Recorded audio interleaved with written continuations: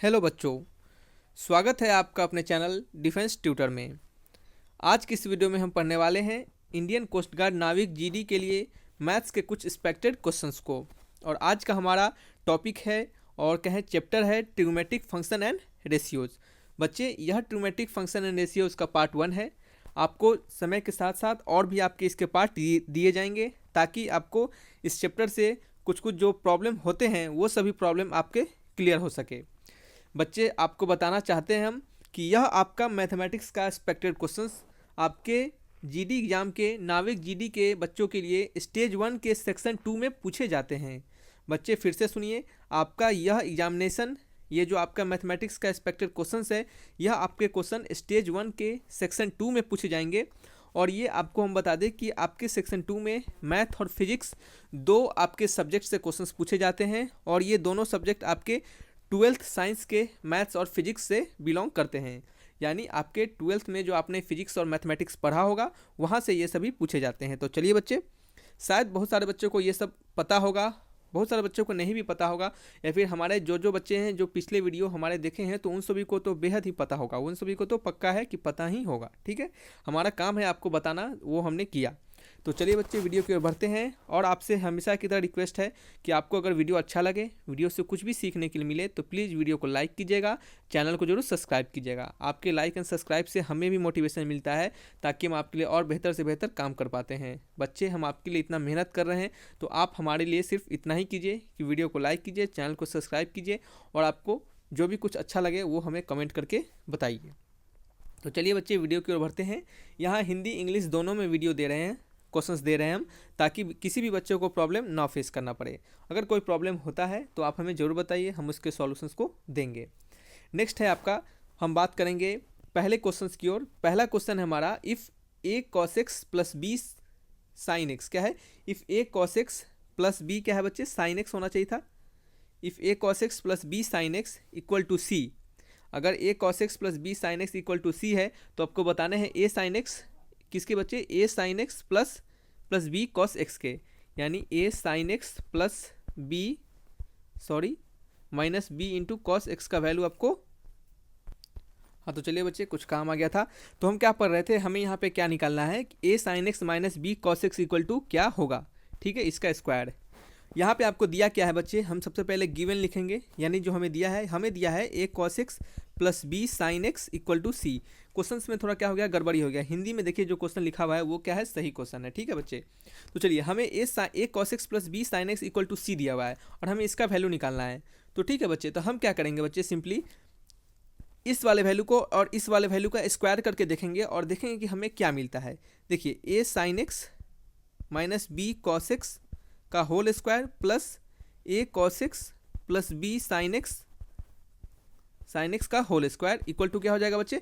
आप जब इसको सॉल्व कीजिएगा, इसे सॉल्व कीजिएगा तो क्या क्या पाइएगा। देखिए, यहाँ पे हम आपको लिख के दिखाते हैं। ये हमें मिलेगा a square sine square x plus b square cos square x plus नहीं, माइनस होगा, minus 2ab sine x into cos x plus क्या हो जाएगा यहाँ पे, a square cos square x plus क्या हो जाएगा बच्चे, b square cos square b square sine square x. क्या होगा? B square sine square x plus 2ab cos x into sine x. ठीक है, यहाँ पे जगह नहीं है, आप समझ रहे हैं क्या लिख रहे हैं हम? आपको सिंपली ए प्लस बी का होल स्क्वायर का फॉर्मूला लगाया है हम यहाँ पे। तो ये से ये कट जाएगा और हमें क्या मिल जाएगा, चलिए थोड़ा सा क्या करते हैं, नेक्स्ट पेज ले लेते हैं। हमें मिल जाएगा आपका a square sine square x, हमें मिल जाएगा a square sine square x plus b square cos square x plus क्या मिलेगा, प्लस मिलेगा a square cos square x plus b square sine square x. ठीक है, तो देखिए ये ए स्क्वायर और ये आपका ए स्क्वायर कॉमन आ जाएगा और sign square x plus square x ये 1 होगा। फिर ये बी स्क्वायर आ जाएगा और ये आपका sign square x plus cos square 1 हो जाएगा। तो ठीक है, तो हमें इसका और इसका सम का वैल्यू क्या मिल गया, ए किसका बच्चे, ए साइन एक्स प्लस क्या है, ए साइन एक्स माइनस क्या है बच्चे, ए sine x minus B cos x, a sine x minus B cos x का होल स्क्वायर प्लस क्या है, a cos x plus B sine x, a cos x plus B sine x का whole square equal to क्या हो रहा है, हमें मिल रहा है a square plus b square. ठीक है बच्चे, और आपको यहाँ पे a cos x plus B sine x, ये साइन एक्स है, a cos x plus B sine x का वैल्यू कितना दे रहा है हमें, सी दे रहा है, सी दे रहा है। देखिए यहाँ पे दिख रहा होगा, यहाँ पे सी दे रहा है, तो हम क्या करेंगे सी स्क्वायर, तो इसका वैल्यू क्या हो जाएगा, a sine x minus B cos x का होल स्क्वायर इक्वल टू क्या हो जाएगा, इसका वैल्यू सी स्क्वायर हो जाएगा। तो ए स्क्वायर प्लस बी स्क्वायर और इस सी स्क्वायर को हम राइट हैंड साइड में ला देंगे तो माइनस सी स्क्वायर हो जाएगा। तो यानी हमें क्या वैल्यू पता चल गया, a square a sine x minus B cos x का whole square equal to a square plus b square minus c square. यानी कौन सा ऑप्शन है, a square plus b square minus c square, यानी option number d क्या है, सही answer है। तो देख रहे हैं कितना सिंपल सा क्वेश्चन है। यहाँ पे जब हम आपको बता रहे हैं, पहले टाइम जब हम आपको सिखा रहे हैं तो थोड़ा सा समय लगेगा बच्चे, आपको निश्चिंत रहना है, थोड़ा समय लगेगा। जब आप एक बार ट्राई कर लीजिएगा तो नेक्स्ट बार आपको समय कम लगेगा, ठीक है। चलिए नेक्स्ट क्वेश्चन की ओर बढ़ते हैं। देखिए यहाँ पे सॉल्यूशंस भी यहाँ पे हम इसके छोटे से टर्म में दिए हैं, इसे आप नोट भी कर सकते हैं, वैसे तो हमने सब कुछ समझा दिया है। नेक्स्ट है आपको बताने हैं वैल्यू ऑफ कॉस 5x। देखिए हम यहाँ पे आपको मॉडरेट लेवल के साथ साथ इजी लेवल और कुछ हार्ड लेवल के भी क्वेश्चंस आपको करवाते जा रहे हैं। हर एक क्वेश्चंस में अलग अलग क्वेश्चंस आपको दे रहे हैं, हर एक वीडियो में अलग अलग टाइप के कुछ मिक्सअप करके दे रहे हैं, ताकि क्या हो, हमारा वीडियो में लंबा समय भी ना जाए और आपको हर चीज़ सीखने के लिए मिल जाए। तो देखिए यहाँ पे आपको बताया जा रहा है, क्वेश्चन में पूछा जा रहा है कि आपको कॉस 5 पाई का वैल्यू बताने हैं। किसका बच्चे, कॉस 5 का वैल्यू क्या होगा। तो देखिए आपको एक ट्रिक की तरफ आप जान लीजिए, एक ट्रिक के तौर पर आप याद रखिए, क्या याद रखिए कि जब भी आपको ऑड हो, ऑड के साथ पाई हो, यानी ऑड पाई हो और कॉस के साथ हो, कॉस ऑड पाई, क्या हो बच्चे, कॉस ऑड पाई, तो इसका वैल्यू आएगा हमेशा क्या आएगा, -1 आएगा, ठीक है। और आपको जब इवन हो, कॉस के साथ जब इवन हो तो कॉस इवन पाई का वैल्यू हमेशा 1 आएगा। अब देखिए कैसे, यहाँ पे क्या है 5 पाई है, तो कॉस 5 पाई का वैल्यू क्या होगा, -1 होगा, यानी ऑप्शन नंबर क्या होगा, ऑप्शन नंबर सी क्या होगा, सही होगा। वहीं पे कॉस अगर 8 पाई रहता तो ये क्या है, इवन है, तो ऑप्शन नंबर क्या होगा, सॉरी, तो आंसर क्या होगा आपका, कॉस 8 पाई का वैल्यू 1 होगा। तो अब आपको यहाँ पे क्या करना है, कॉस पाई प्लस 7 पाई, इस टाइप से इतना बड़ा फॉर्मूला नहीं लगाना है, समय आपको कम रहता है, ठीक है बच्चे। तो आपको क्या करना है, ये सब चीज़, यही सब क्वेश्चंस में आपको समय बचाना होता है एग्जामिनेशन में, और थोड़ा सा समय क्या करना पड़ता है, कुछ अच्छे क्वेश्चंस में देना होता है। तो चलिए समझ में आ गया आपको, क्या होगा इसका ऑप्शन नंबर सी क्या होगा, इसका आंसर होगा, ठीक है। चलिए नेक्स्ट क्वेश्चन की ओर बढ़ते हैं। इन ट्रायंगल ABC, किसी ट्रायंगल ABC में cosec A into sine B cos C plus cos B sine C equals, त्रिभुज ABC में ये पूरे का बराबर किसका है, यानी ये बराबर होता है किसके, ऑप्शंस में से किसके बराबर ये होता है। तो देखिए सिंपली आपको कॉसेक ए लिखिए, आपको जो दिया हुआ है, देखिए ट्रिग्नोमेट्री जो होता है ना बच्चे, ये क्या होता है, आपको हम आपको एक रियलिटी बताते हैं। ट्रिग्नोमेट्री जो होता है ना बच्चे, ये अंदाज होता है, क्या होता है, अंदाज, ये क्या होता है, अंदाज का खेला होता है। अंदाज का खेला कहने का मतलब होता है, जो बच्चे जितना ज़्यादा फार्मूला को याद करके रखेंगे ट्रिग्नोमेट्री, खासकर ये ट्रिग्नोमेट्री के बारे में बता रहे हैं, ना कि मैथमेटिक्स के बारे में, ध्यान से सुनिए, हमने ये ट्रिग्नोमेट्री के बारे में आपको बता रहे हैं कि ये अंदाज का खेला होता है ट्रिग्नोमेट्री। यहाँ पे क्या होता है, खासकर आप जितने ज़्यादा फार्मूला को याद करके रखिएगा ना, तो उतना ही ज़्यादा आपको फ़ायदा होगा। और आप जितने फार्मूला को याद कर लीजिए और उसके साथ साथ उस फार्मूले पे इतना सारा क्वेश्चंस प्रैक्टिस कीजिए, मतलब बहुत सारा, बेहद बहुत सारा क्वेश्चन, यानी ढेर सारा क्वेश्चन, ठीक है। तो जितना ज़्यादा क्वेश्चंस प्रैक्टिस कर लीजिएगा ना, तो आपको उतना ही ये क्या करेगा, काम आएगा। ट्रिग्नोमेट्री आप देखते मात्र आप समझ में आ पाएगा कि हाँ, देखते मात्र आपको बुझा जाएगा कि हाँ ये क्या करना है इसमें, ठीक है। देखिए जैसे यहाँ पे क्या है, कॉसेक ए है, ठीक है, आपको यहाँ पे दिख रहा होगा sign A cos B plus cos A sine B, आपको फार्मूला दिख रहा होगा साइन ए प्लस बी का, ये क्या है, साइन ए प्लस बी का फॉर्मूला है। तो साइन हम क्या लिख देंगे, ए प्लस बी, तो यहाँ क्या है, ए प्लस नहीं है, यहाँ क्या है, बी और सी है, तो हम बी प्लस सी लिख देंगे। समझ में आ रहा है आपको। और एक और चीज़ देखिए, यहाँ पे आपको दिया गया है कि ABC क्या है, एक ट्रायंगल है, तो a plus b plus C equal to 180 degree. Triangle का सबका मान तो 180 डिग्री ही होता है ना बच्चे, तो हमें a plus b plus C equal to 180 degree पता चल गया। तो यहाँ पे क्या हमें मिला कि B plus C equal to क्या मिलता है, 180। 180 को हम क्या करते हैं, पाई लिख देते हैं, ठीक है, पाई माइनस ए, तो कॉसेक ए और साइन पाई माइनस ए, तो साइन पाई माइनस ए क्या होगा, साइन ए ही होगा, ठीक है। तो ये क्या होगा, कॉसेक ए इंटू साइन ए, जब कॉसेक ए इंटू साइन ए क्या होता है, कॉसेक ए इंटू साइन ए क्या होता है बच्चे बताइए, कॉसेक ए इक्वल टू को लिख सकते हैं हम साइन ए, कॉसेक ए को हम साइन ए लिख सकते हैं, और साइन ए हमारा ऊपर है, तो ये साइन ए से साइन ए कट जाएगा, वैल्यू आ जाएगा 1, यानी आंसर क्या है, ऑप्शन नंबर सी। तो देख रहे हैं कितना सिंपल क्वेश्चन है, बहुत सारे बच्चे तो देखते मात्र इसे बना दिए होंगे, ठीक है, सही बात है बच्चे, देखते मात्र बहुत सारे बच्चे इसे बना दिए होंगे। तो आपको ये सब प्रैक्टिस से होते हैं, प्रैक्टिस करते रहिए, सब सीख लीजिएगा, ठीक है, टेंशन लेना नहीं है, एकदम टेंशन नहीं लेना है। देखिए नेक्स्ट क्वेश्चन है आपका, if the angles of triangle. देखिए बच्चे थोड़ा सा फास्ट बोल रहे हैं कि वीडियो का शॉर्ट टाइम में बने वीडियो और आपको ज़्यादा से ज़्यादा समझ में भी आए, ज़्यादा से ज़्यादा कंटेंट भी मिले, तो थोड़ा सा तेज़ी तो करना पड़ेगा, ठीक है। नेक्स्ट है आपका question, if angles of triangle be in the ratio 1:4:5 then the ratio of greatest side to the smallest side. यानी आपको किसी एंगल ऑफ ट्रायंगल, यानी किसी ट्रायंगल के एंगल जो है, एंगल कहने का मतलब थीटा, ये वाला एंगल, तो ये एंगल जो है आपको क्या दिया हुआ है 1:4:5 के रेशियो में दिया गया हुआ है, ठीक है बच्चे। कितने रेशियो में दिया गया है 1:4:5 के रेशियो में। तो आपको बताने हैं ratio of greatest side upon smallest side, यानी greatest side upon smallest side. GS यानी ग्रेटेस्ट साइड, SS मतलब स्मॉलेस्ट साइड, ठीक है। वो SS आपका स्टेनलेस स्टील वाला नहीं, ठीक है। ये आपको हमने नोटेशन के लिए दिया है। अब आप एग्जाम में क्या कीजिएगा, जाके greatest side upon smallest side लिखिएगा तो बस आपका समय यह सब लिखने में चला जाएगा, ठीक है। तो आपको इतना नहीं लिखना है, शॉर्ट करके लिखना है और समय बचाना है। देखिए बच्चे क्या होता है ना कि एग्जामिनेशन में स्टेप नहीं लिखने से ना समय बचता है, एक स्टेप को लिखने में 1-2 सेकंड लगता है, वही समय बचते बचते ना एक लंबा समय आपको एग्जाम में क्या करता है वो बचा देता है और आप ज़्यादा से ज़्यादा क्वेश्चन अटैम्प्ट कर पाते हैं, ठीक है। तो चलिए क्या है GS अपॉन SS निकालना है हमें। हम क्या करने वाले हैं कि सभी साइड के रेशियो को ना x मानते हैं, ठीक है। तो 1x + 4x + 5x, तो sum of angles of triangle equal to 180 degree. बचपन से पढ़ते आ रहे हैं हम, ठीक है। Sum of angles of triangle equal to 180 degree. ये हो गया 5 4 9 1 10, यानी 10x इक्वल टू 180 डिग्री। तो x इक्वल टू क्या होता है 18 डिग्री। हमें x का वैल्यू पता चल गया कितना, सबको मिटा देते हैं, अब सिंपल लिख देते हैं। x इक्वल टू क्या हो गया, x इक्वल टू हो गया आपका x इक्वल टू 18 डिग्री, ठीक है। अब क्या करने वाले हैं, साइड्स ऑफ ट्रायंगल को निकालेंगे। तो कैसे निकालेंगे, पहला को x माने थे तो 1 × x क्या होगा, angle A equal to 18 degree मान लिए, ठीक है।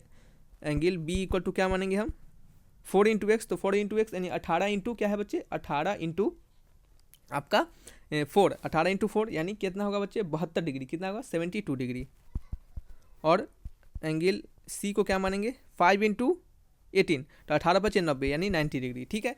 तो आपको अब क्या करना है, आपको अब क्या करना है कि इसको क्या करना है, फॉर्मूला में अप्लाई करना है कि कैसे हम GS अपॉन SS निकाले, यानी greatest side upon smallest side निकाले। तो शायद आपको एक फार्मूला याद होगा। कौन सा फार्मूला याद होगा आपको, ये एक फार्मूला याद होगा क्या बच्चे कि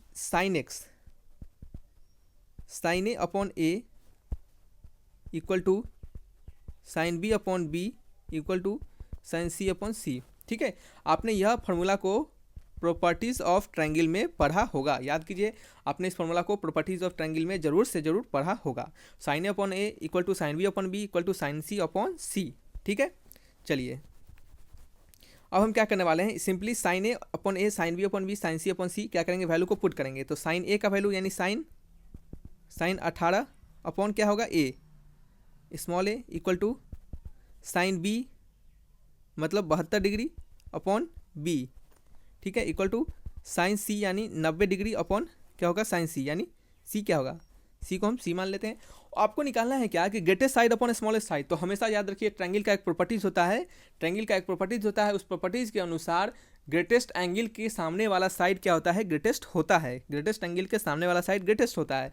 समझ रहे हैं हम क्या बोलना चाह रहे हैं, एक ट्रायंगल के प्रॉपर्टी के अनुसार ट्रायंगल का प्रॉपर्टीज होता है कि ग्रेटेस्ट साइड जो होते हैं किसी भी ट्रायंगल के, उसके सामने वाला जो साइड होता है ग्रेटेस्ट एंगल के सामने वाला जो साइड होता है वो क्या होता है आपका ग्रेटेस्ट होता है। तो यहाँ से सबसे ग्रेटेस्ट कौन सा साइड है, ठीक है। तो इस बात को हम कैसे निकालेंगे, कैसे समझेंगे ग्रेटेस्ट हमारा कौन सा साइड है। तो देखिए आपको sin 18 sin 72 और sin 90 डिग्री के आपको वैल्यू से पता चलेगा, ठीक है। तो देखिए आपको साइन का ग्राफ पता होगा, तो साइन का ग्राफ ऐसे चलता है।